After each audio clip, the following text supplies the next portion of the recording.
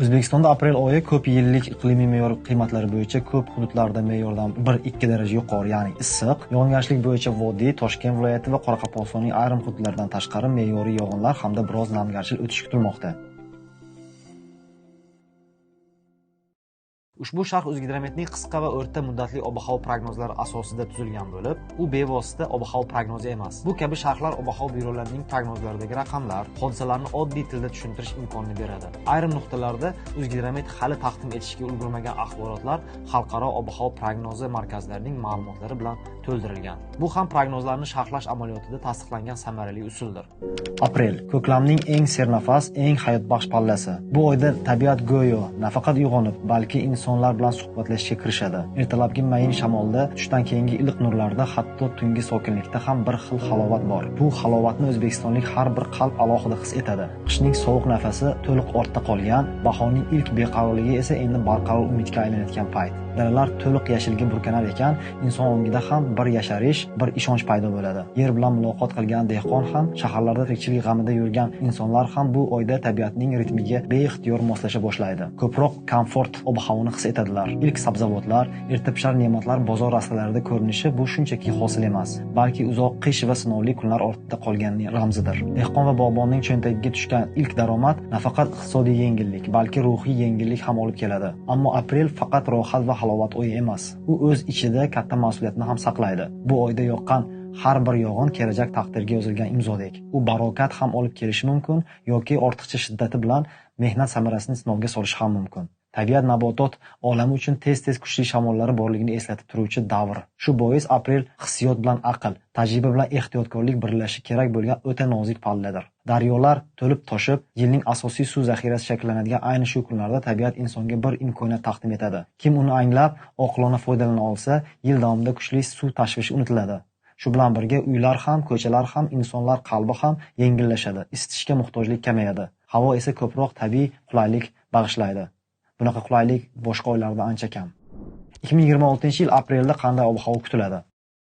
Jahon meteorologik tashkiloti dunyo bo'ylab kelayotgan mart, aprel va may oylari uchun maslahatomuz prognozlarini taqdim etgan. Unda O'zbekistonda joriy bahordagi mavsumiy harorat ko'p yillik iqlimiy me'yordan ancha yuqori, ya'ni issiq, yog'ingarchilik kesimida esa butun boshli mavsum anchayin quruqroq o'tishi oydinlashgan. Xullas, issiqroq va quruqroq bahorga guvohi bo'lamiz. Xalqaro ob-havo markazlari taxmini aprel oyini biroz quruq va issiq o'tishiga ishoralar qaratmoqda. Aprel oyi prognozi. O'zbekistonliklar aprelni azaldan martdan ko'ra 5-9 daraja issiqroq, maydan ko'ra 4-6 daraja salqin bo'lganiga ko'p guvoh bo'lishgan. Shunday ekan, bahorning o'rta oyi aprel eng yaxshisidir. Kishilar bu oyda sutka davomida ko'proq qulay issiqlik hissiyotlarini qabul qiladilar. Atmosferadagi havo bosimi ham asta normal atmosfera bosimiga qaytib, ayni shu omil kishilarda qon bosimining boshqa oylarga nisbatan tez sakrashlarini keltirib chiqarmaydi. Shunga qaramay, oy issiq mavsumga kirish oyi bo'lib, haroratning 32 va undan yuqorilashi endi havoda kislorodning biroz kamayishini keltirib chiqarib, ayrim toifa aholi qatlamiga muammolar tug'diradi.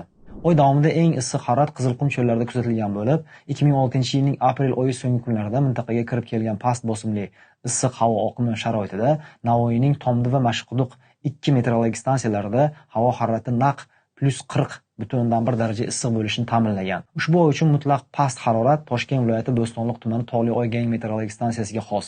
1982-yilning aprel oyi boshlarida ushbu hududda tunda harorat minimumi -22,4 daraja sovuqqacha pasayib ketgan. Umuman olganda aprelda tog'li hududlar va shimol hududlarda haroratning -10 daraja va undan pasayib ketishi yaqin o'tmishda ko'p kuzatilgan. 1989-yilning 30-apreli esa yaqin 1,5 asrdagi qaytarib bo'lmas sovuqlik to'lqinini taqdim etgan. Menimcha, yoshi katta o'zbekistonliklar 1989-yilning 1-may sanasida harorat qay darajada sovib ketganini yaxshi eslashsa kerak. O'zgidromet o'zining aprel oyi uchun taqdim etgan maslahatomuz ob-havo prognozlarida oyning issiq yoki sovuq, quruq yoki nam kelishi bilan bog'liq kutilmalarni taqdim etmagan bo'lsa-da, agentlik aprel uchun taqdim etgan xabarida oy davomida haroratning keskin pasayib ketishi bilan bog'liq anomal sovuqlik kutilmalariga ishoralar yo'qligini sezish mumkin. Shunga qaramay, agentlikning oylik prognoz xabarida oyning 1-10 kunligida respublika bo'ylab vaqti bilan qisqa muddatli yomg'irlar yog'ib, ayrim joylarda momaqaldiroq kuzatilishi, yog'ingarchiliklar asosan mahalliy xarakterga ega bo'lib, hamma hududda va har kuni ham bo'lmasligi keltirilgan. Masalan, Toshkent viloyati va Farg'ona vodiysida 1-3 aprel kunlari yomg'ir kutilmasligi,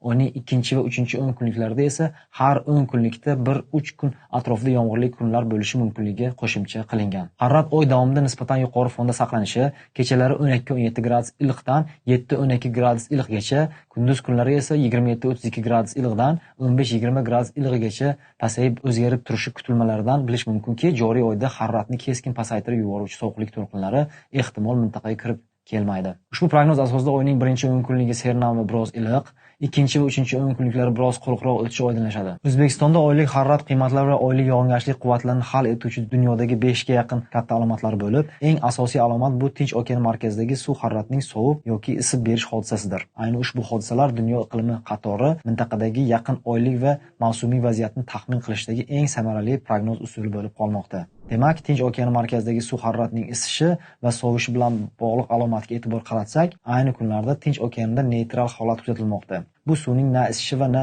sovishini anglatadi. 2026-yilning 29-mart holatiga Tinch okeani markazidagi suv harorati ko'p yillik me'yorni tashkil etmoqda. Bunday holatda azaldan bizning mintaqa uchun to'satdan sovuq havo oqimlarining kirib kelish xavfi biroz kamayadi. Respublikadagi namlikni hal etuvchi boshqa bir alomatlarning ayni shu kunlardagi faktik holati va ularning prognozi asosida mintaqaga yaqin bir oylikda nechta nam havo oqimi kirib kelishi, ulardan qancha quvvatda yog'in yog'ishi mumkinligini chamalab olish mumkin. Ular Shimoliy Atlantika sirkulyatsiya fazalari hamda Hind okeani dipoli hodisalaridir. Hozirda Atlantika okeani markazidagi Shimoliy Atlantika sirkulyatsiya fazasi aprel oyi boshlarida musbat fazadan asta manfiy fazaga o'tish holatida bo'lib turibdi. Bu esa aprelning 1-10 kunligida mintaqaga namgarchilikning ko'proq kirib kelishiga ishoradir. 2 va 3 kunlik ham favqulodda quruq bo'lmasligi boshqa bir alomat sabab shunday xulosaga kelishga undaydi. So'nggi ilmiy tadqiqotlarga ko'ra, Hind okeani shimolidagi suv harorati mintaqada qish-bahor mavsumidagi yog'in quvvatni hal etuvchi yana bir alomat sifatida qaralmoqda. Hozirda u neytral fazadan musbat fazaga o'tish arafasida turibdi va butun aprel davomida ushbu hodisaning musbat fazasidagi hodisasiga guvoh bo'lishimiz bilan bog'liq prognozlar taqdim etilmoqda. Bu kabi holat esa bizga janubdan kirib keluvchi nam havo oqimlari quvvatini kuchaytirib berish mexanizmi bo'lib xizmat qilishi mumkin. Yuqoridagi 3 indikator mintaqada yog'ingarchilik rejimi uchun hal etuvchi omil bo'lsa, ayni aprelda nam havo oqimlari va iliq havo oqimlari o'rin almashinuv payti shimoldan sovuq havo oqimlari bostirib kirishga moyil bir pallada ko'pchilikda nabodot olamini aprelda sovuq urish bilan bog'liq xavf-xavotirga soladi. Mintaqa uchun sovuq arktik havo oqimlarini kirib kelishini ta'minlovchi indikatorlar bular: stratosferning 30 km balandlikdagi haroratning ko'p yillik me'yorga nisbatan ketlashish anomaliyasi hamda ayni shu hududdagi balandlik bo'yicha vertikal kesimdagi qutbiy uyurmaning harakat tezligiga o'ziga bog'liq. Ayni kunlarda qutbiy uyurmaning harakati juda past va stratosferadagi harorat anomaliyasi ham isish tamoyiliga ega. Bu kabi vaziyatda O'rta Osiyoga sovuq arktik havo oqimi janubiy yo'nalishda chuqur kirib kelishi ta'minlanmaydi. Demak, hozirgi kutilmalar bo'yicha oy davomida haroratning keskin pasayib ketishi bilan bog'liq g'ayritabiiy sovuq kutilmalar yo'q hisob. Ammo 2 kunlik ancha salqin o'tsa kerak. Shunday qilib yuqoridagi 5 alomat dunyoning turli ob-havo prognoz markaz ma'lumotlari hamda joriy mavsumga yaqinroq bo'lgan o'tmish analik yil ma'lumotlari asosida aprelda kutilayotgan oylik yog'ingarchilikning va oylik havo haroratining ko'p yillik iqlimiy me'yordan chetlashish xaritalarini tuzib chiqdik. Unga ko'ra aprelda oylik havo harorati Buxoro va Navoiy viloyati hududlarini hisobga olmasa, respublikaning katta qismida ko'p yillik shu davrga xos iqlimiy me'yor va undan 1-1,5 daraja issiq, Hisor tog'li hududlarida esa 2 darajagacha issiq bo'lishi anglanilgan. Yog'ingarchilik kesimida oy davomida yog'in taqsimoti har xil. Ayrim voha tomonlarga 4-5 ga yaqin nam havo oqimi ta'sir etsa, vodiy kabi viloyatlarga 3 ga yaqin havo oqimlari ta'sir etishi mumkin ekan. Shunday qilib, oyning 1 va 2 kunligida namgarchil mana shu davrda kamida 3 ta nam havo oqimi O'zbekistonga kirib kelishi mumkin. Buxoro, Navoiy, Qashqadaryo, Samarqand, Jizzax, Surxondaryo viloyati hududlarida oylik yog'ingarchilik me'yordan ko'p bo'lsa, Toshkent, Sirdaryo viloyatlari va Qoraqalpog'iston Respublikasi ayrim hududlarida ham me'yordan ko'p, ham me'yordan biroz kam yog'in tushishi mumkin ekan. Vodiyning sharqiy qismi Andijon viloyati sharqini hisobga olmasa, vodiy tomonlarida joriy oy ancha quruq kelishi oydinlashgan. Ayniqsa Farg'ona viloyati hududlarida yog'inlar quvvati katta emas. Bir so'z bilan aytganda, aprel oyi yog'ingarchilik kesimida respublikaning katta qismida namgarchil, harorat bo'yicha esa umumiy ma'noda iliqroq o'tishi, haroratni keskin pasayib ketishi bilan bog'liq anomal sovuqlik to'lqini bo'lmasligi ma'lum bo'lmoqda. Takror bo'lsa, shuni yana bir bor alohida ta'kidlash joizki, uzoq muddatli xususan oylik va mavsumiy ob-havo prognozlarining o'zini oqlanish darajasi ancha past. Bahor-yoz mavsumida har bir oy uchun 70-80% yuqori aniqlikda prognoz bera oladigan usullar hozircha mavjud emas. Gazetani kuzatishda davom eting. Sog' bo'ling.